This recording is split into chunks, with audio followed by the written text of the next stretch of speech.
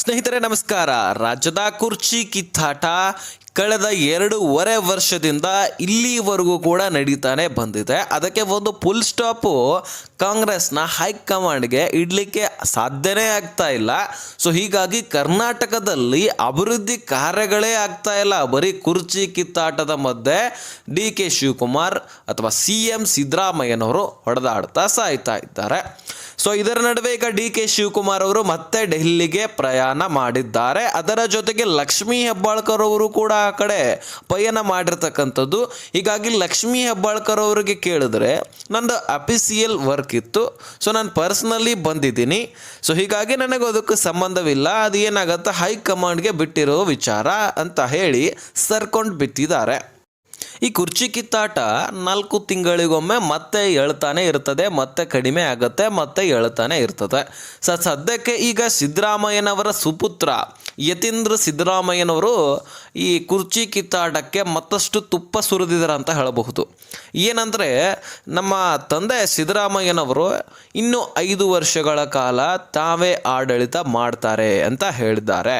ಅಂದರೆ ಯಾವ ಸ್ಥಾನದಲ್ಲಿ ಡಿ.ಕೆ. ಶಿವಕುಮಾರ್ ಅವರು ಕುಂತ್ಕೊಳ್ಬೇಕಂತ ಅನ್ಕೊಂಡಿದ್ರು ಅದಕ್ಕೆ ಈಗ ಸಿದ್ದರಾಮಯ್ಯನವರೇ ಇನ್ನೂ 2 ವರ್ಷಗಳ ಕಾಲ ಈ ಕುರ್ಚಿಯ ಮೇಲೆ ಕೂತ್ಕೊಂಡು ಆಡಳಿತ ಮಾಡ್ತವೆ ಅಂತ ಹೇಳಿದ್ದಾರೆ. ಈ ಒಂದು ಮಾತಿದೆ ಅಲ್ಲ, ಇಡೀ ಕಾಂಗ್ರೆಸ್ ಪಕ್ಷಕ್ಕೆ ಬೆಂಕಿ ಬಿದ್ದಂಗೆ ಆಗಿದೆ. ಸೊ ಇಡೀ ಕಾಂಗ್ರೆಸ್ ಪಕ್ಷವೇ ಅಲ್ಲೋಲ ಕಲ್ಲೋಲ. ಡಿ.ಕೆ. ಶಿವಕುಮಾರ್ ಹಾಗೂ ಲಕ್ಷ್ಮೀ ಹೆಬ್ಬಾಳ್ಕರ್ ಅವರು ದೆಹಲಿಗೆ ಪ್ರಯಾಣವನ್ನು ಹಾಕಿದ್ದಾರೆ. ಸೊ ದೆಹಲಿಗೆ ಹೋಗಿ ಏನು ಮಾಡ್ತಾರೋ ಏನು ಬಿಡ್ತಾರೋ ಅದು ಗೊತ್ತಿಲ್ಲ. ಡಿ.ಕೆ. ಶಿವಕುಮಾರ್ ಅವರು ಅದೆಷ್ಟೋ ಬಾರಿ ಡೆಲ್ಲಿಗೆ ಹೋಗಿ ಈ ಕಾಂಗ್ರೆಸ್ ಪಕ್ಷದ ಹೈಕಮಾಂಡ್ಗೆ ಭೇಟಿ ಆಗದೆ ವಾಪಸ್ ಬಂದಿದ್ದಾರೆ. ಅದರಲ್ಲಿ ರಾಹುಲ್ ಗಾಂಧಿ ಅವರಂತರೂ ನಮ್ಮ ಭಾರತದಲ್ಲಿನೇ ಇರೋದಿಲ್ಲ. ಅವರು ಎಂಥದ್ದು ಒಂದು ಅಧಿವೇಶನ ನಡೀತಾ ಇರತ್ತೆ, ಆ ಅಧಿವೇಶನದ ಬಿಟ್ಟು ಹೋದವರವರು ಹೊರದೇಶಕ್ಕೆ.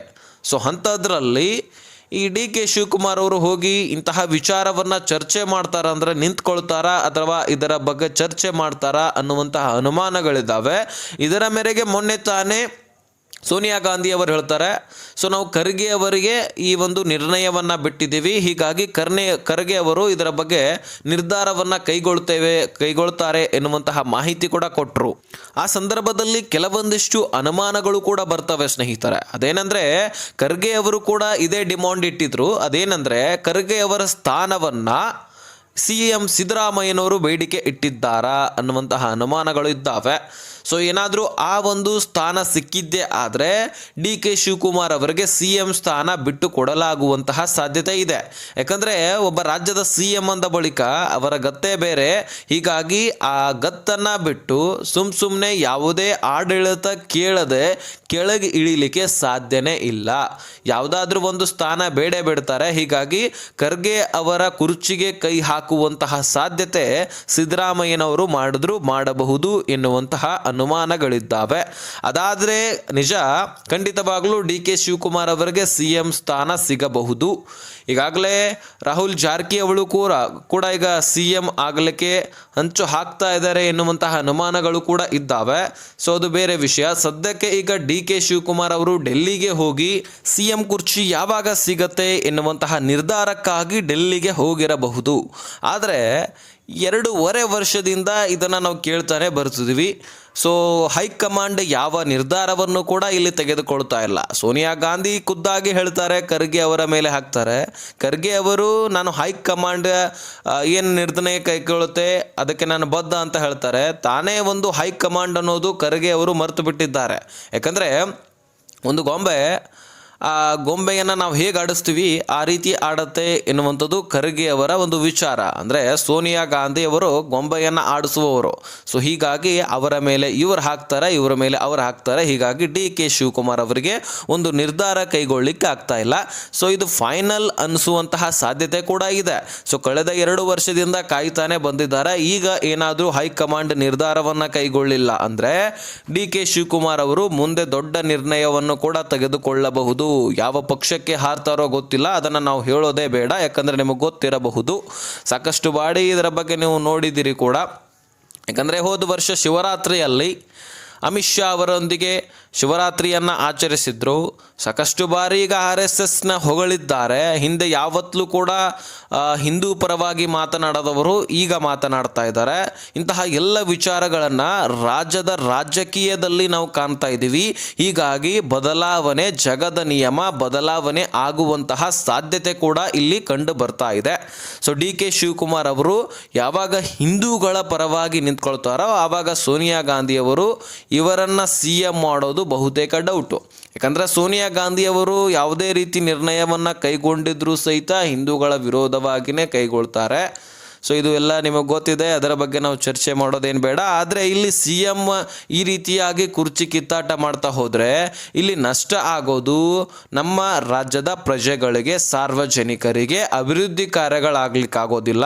ಇವರ ಚಿಂತೆಯಲ್ಲಿ ಇವರು ತೊಡಗಿದ್ದೆ ಆದರೆ ಅಂದರೆ ನನಗೆ ಕುರ್ಚಿ ಬೇಕು, ನಿನಗೆ ಕುರ್ಚಿ ಬೇಕು ಅಂತ ಹೇಳ್ಬಿಟ್ಟು 5 ವರ್ಷ ಈ ಕಳೆದಿದ್ದೆ ಆದರೆ ಈ 5 ವರ್ಷದಲ್ಲಿ ಡೆವಲಪ್ಮೆಂಟನ್ನು ನಾವು ಏನು ಕಾಣ್ತೀವಿ? ಬರೀ ಸಾಲ ಸಾಲ ಸಾಲ, ಲಂಚ ಲಂಚ ಲಂಚ, ಗ್ಯಾರಂಟಿ ಯೋಜನೆಗಳಿಂದಾಗಿ ತತ್ತರಿಸಿ ಹೋಗಿರ್ತಕ್ಕಂಥದ್ದು ರಾಜ್ಯ ಸರ್ಕಾರ. ಇದರಿಂದಾಗಿ ಬೆಲೆಗಳಿಂದ ಏರಿಕೆ ಆಗಿ ಸಾರ್ವಜನಿಕರಿಗೆ ನಷ್ಟ. ಯಾಕಂದರೆ ಗ್ಯಾರಂಟಿ ಯೋಜನೆಗಳನ್ನು ಕೊಡ್ತಾ ಇದೆ ಸರ್ಕಾರ, ಏನಾದರೂ ತನ್ನ ದುಡ್ಡನ್ನು ಕೊಡ್ತಾ ಇದೆಯಾ? ಇಲ್ವಲ್ಲ. ಸೊ ನಮ್ಮಿಂದಾನೇ ಈ ದುಡ್ಡನ್ನು ತೆಗೆದುಕೊಳ್ತಾ ಇದೆ. ಯಾಕಂದರೆ ಬೆಲೆಗಳ ಏರಿಕೆ, ಗ್ಯಾರಂಟಿ ಯೋಜನೆಗಳು ಬಂದಾಗಿನಿಂದ ಸಾಲ ಮಾಡ್ಕೊಳ್ತು ಸರ್ಕಾರ, ಆ ಸಾಲಗಳನ್ನು ತೀರಿಸಬೇಕು. ಇನ್ನೂ ಗ್ಯಾರಂಟಿ ಯೋಜನೆಗಳನ್ನು 5 ವರ್ಷಗಳ ಕಾಲ ಕೊಡಬೇಕಂದ್ರೆ ನಮ್ಮಿಂದ ಬೆಲೆ ಏರಿಕೆ ಆಗುತ್ತೆ. ಈಗ ನೋಡಿ, ಹಾಲಿನ ಬೆಲೆ ಏರಿಕೆ ಆಯಿತು, ಪೆಟ್ರೋಲ್ ಡೀಸೆಲ್ ಬೆಲೆ ಏರಿಕೆ ಆಯಿತು, ಮೆಟ್ರೋನಲ್ಲಿ ಪುರುಷ ಮತ್ತು ಮಹಿಳೆಯರಿಗೆ ಎಲ್ಲರಿಗೂ ಕೂಡ ಟಿಕೆಟ್ ದರ ಏರಿತು. ಅದೇ ರೀತಿಯಾಗಿ ಬಸ್ಗಳಲ್ಲಿ ಪುರುಷರಿಗೆ ಟಿಕೆಟ್ ದರ 100ಕ್ಕೆ 15 ರೂಪಾಯಿ ಏರಿತು. ಹೀಗೆ ಕಾಗದ ಪತ್ರಗಳು ವಿಧಾನಸೌಧಗಳಲ್ಲಿ ಹೋಗಿದ್ದೆ ಆದರೆ ಎಲ್ಲದರ ಬೆಲೆ ಏರಿಕೆ, ನಮಗೆ ದಿನಬಳಕೆಯ ವಸ್ತುಗಳ ಬೆಲೆ ಏರಿಕೆ, ಇದನ್ನೆಲ್ಲದನ್ನು ಕೂಡ ನೀವು ಗಮನಿಸಿದ್ದೇ ಆದರೆ ಸೊ ನಿಮಗೆ ಗೊತ್ತಾಗತ್ತೆ ಎಷ್ಟು ಬೆಲೆ ಏರಿಕೆ ಆಗ್ತಕ್ಕಂಥದ್ದು. ಸೊ ಇದೆಲ್ಲದನ್ನು ನಾವು ನೋಡ್ತಾ ಹೋಗಿದ್ದೆ ಆದರೆ ನಮ್ಮ ರಾಜ್ಯ ಸರ್ಕಾರ ತತ್ತರಿಸಿ ಹೋಗಿದೆ, ಆರ್ಥಿಕ ಹೊರೆ ಬಿದ್ದಿದೆ. ಇದರ ಮಧ್ಯದಲ್ಲಿ CM ಕದನ ನಡೀತಾ ಇದೆ. ನಾನಾ ನೀನಾ ಎನ್ನುವಂತಹದ್ದು ಇಲ್ಲಿ ಕಂಡು ಬರ್ತಾ ಇದೆ. CM ಸಿದ್ದರಾಮಯ್ಯನವರು ಬಿಟ್ಟುಕೊಡುವರು, ಈ ಕಡೆ DK ಶಿವಕುಮಾರ್ ಅವರು ತಾವು ಕೂಡ ಇಲ್ಲಿ ಬಿಟ್ಟುಕೊಡ್ತಾ ಇಲ್ಲ. ಸೊ ಅಭಿವೃದ್ಧಿ ಕಾರ್ಯಗಳ ಬಗ್ಗೆ ವಿಚಾರಣೆ ನಡೀತಾನೆ ಇಲ್ಲ.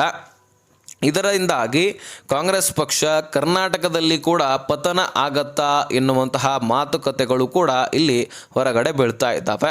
ಯಾಕಂದರೆ ಈ ರೀತಿ ಆಗ್ತಾ ಹೋಗಿದ್ದೆ ಆದರೆ ಮುಂದೆ ಈ ಪಕ್ಷವನ್ನು ಸಾರ್ವಜನಿಕರು ಆಯ್ಕೆ ಮಾಡ್ತಾರ? ನಾವು ನೀವೆಲ್ಲರೂ ಕೂಡ ಆಯ್ಕೆ ಮಾಡ್ಕೊಳ್ಬಹುದಾ?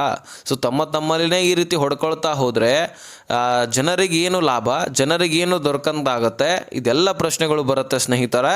ಸೊ ಒಟ್ಟಾರೆಯಾಗಿ ಈ ರೀತಿ ಕದನ ನಡೆದಿದೆ. ಸದ್ಯಕ್ಕೆ DK ಶಿವಕುಮಾರ್ ಅವರು ಡೆಲ್ಲಿಗೆ ಪ್ರಯಾಣವನ್ನು ಮಾಡಿದ್ದಾರೆ. ಅಲ್ಲಿ ಏನು ಹೈಕಮಾಂಡ್ ನಿರ್ಧಾರ ತೆಗೆದುಕೊಳ್ಳುತ್ತೋ, ಇಲ್ಲಿ ಬಂದು ಏನೇ ಅವರು ಪ್ರೆಸ್ ಮೀಟ್ನಲ್ಲಿ ಏನು ಮಾತನ್ನು ಹೇಳ್ತಾರೋ ಅದನ್ನು ನಾವು ಕಾಯ್ದು ನೋಡೋಣ.